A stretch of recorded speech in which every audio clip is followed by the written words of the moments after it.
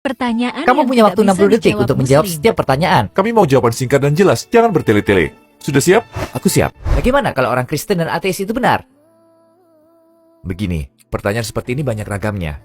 Misalnya bagaimana kalau Zeus itu benar, Poseidon dan seterusnya memang ada, atau orang Hindu itu benar. Seorang ateis bisa bilang, bagaimana jika Islam itu benar? Orang Islam itu benar? Daripada membahas ideologi filsafat atau bermacam nama, lebih baik kita membahas pernyataan Sang Pencipta, bukan pernyataan manusia. Dan kalau pernyataan Sang Pencipta terbukti, kita harus menerimanya.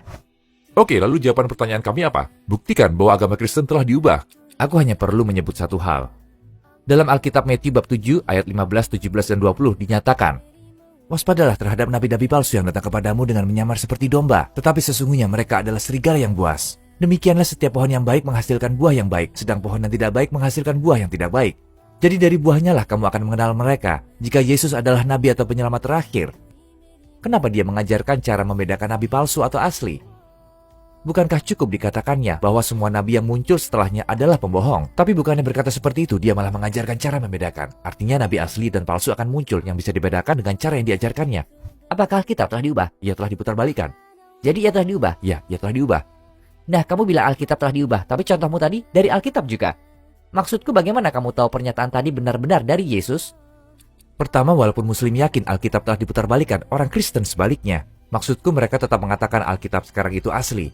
Jadi kita asumsikan juga Alkitab sekarang itu asli. Terus aku langsung mengecek ayatnya untuk melihat apa yang Tapi, sebenarnya Bo, dinyatakan Alkitab, yang diasumsikan asli, apa yang sebenarnya dinyatakan Alkitab. Dan ketika membaca bagian itu ternyata yang dinyatakan adalah akan ada nabi berikutnya. Jadi kenapa pula Islam agama yang benar? Kita bisa membahas panjang lebar, tapi aku berikan satu contoh saja. Tidak seorang pun manusia bisa menulis Al-Quran. Satu ayat saja cukup membuktikan. Ayat ke-25 dari surat Hadid. A'udzubillah. Wa anzalnal hadida fihi ba'sun syadidun wa manafi'u linnas. Dan kami ciptakan besi yang padanya terdapat kekuatan yang hebat dan berbagai manfaat bagi manusia. Sekarang kita tahu pembentukan unsur seperti besi butuh suhu yang sangat tinggi. Suhu ledakan Big Bang misalnya cukup tinggi sehingga dapat membentuk unsur pertama, hidrogen. Ketika diteliti ditemukan bahwa panas matahari atau magma di bumi tidak cukup untuk menciptakan unsur besi. Lalu ketika terus diteliti bagaimana besi terbentuk, ditemukan bahwa ia terbentuk melalui proses nova dan supernova. Dalam proses ini bintang meledak sehingga masanya jatuh ke bumi. Nggak mungkin zaman dulu ada manusia yang tahu dan memasukkan fakta ini ke dalam Al-Quran. Kan kita tahu kondisi teknologi dulu nggak seperti sekarang. Oke, tapi kamu selalu memberikan ayat itu sebagai contoh. Bisakah contohkan ayat lain? Ada ratusan ribu mukjizat. Ku beri satu lagi ya, terserah puas atau tidak. Ayat ke-47 dari surat Az-Zariyat.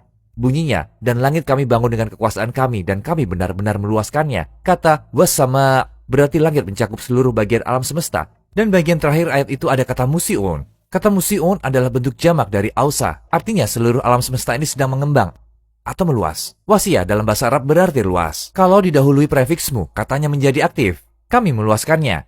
Kita tahu bahwa alam semesta kita ini tidak stabil atau tetap luasnya. Sekarang alam semesta ini sedang meluas. Namun informasi ini baru-baru ini saja ditemukan. Bahkan Isaac Newton mengklaim bahwa alam semesta itu stabil dan tetap. 1400 tahun lalu nggak ada yang tahu temuan ini sehingga bisa memasukkannya ke dalam Al-Quran. Jadi siapapun pencipta alam semesta, dia juga pencipta Al-Quran. Dia menerangkan, membuktikan, dan memberi kita pengetahuan melalui Al-Quran. Bisakah kamu baca ulang ayat itu? Aku mau bertanya. Dan langit kami bangun dengan kekuasaan kami dan kami benar-benar meluaskannya. Kamu bilang kami meluaskannya, istilah kami digunakan. Kita kan percaya hanya ada satu pencipta. Mengapa bentuk jamak digunakan dalam ayat itu? Dalam bahasa Arab kami menandakan keagungan dan kekuasaan, menandakan kebesaran. Contohnya kalau kutanya apakah yang mulia menyusun perlengkapan ini, Tuan Jonathan? Istilah yang mulia merujuk kepada kamu kan? Ia adalah istilah kehormatan. Setiap bahasa punya gaya yang berbeda. Istilah kehormatan ada juga dalam bahasa Inggris. Jadi ketika Allah mengatakan, kami, dia sedang mengekspresikan ketinggian, kebesaran, dan keagungannya. Orang-orang Arab tahu hal ini. Orang yang mengerti bahasa Arab nggak pernah bertanya, kenapa istilah kami digunakan atau berapa jumlah pencipta yang ada. Bahkan kaum musyrik tidak mempersoalkan istilah ini.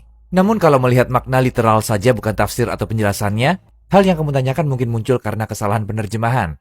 Terima kasih atas jawabanmu, tapi kita belum selesai. Masih banyak pertanyaan yang lebih sulit. Kamu yakin bisa menjawab? Ada jawaban untuk setiap pertanyaan. Aku nggak meyakini diriku sendiri, tapi aku meyakini Al-Quran.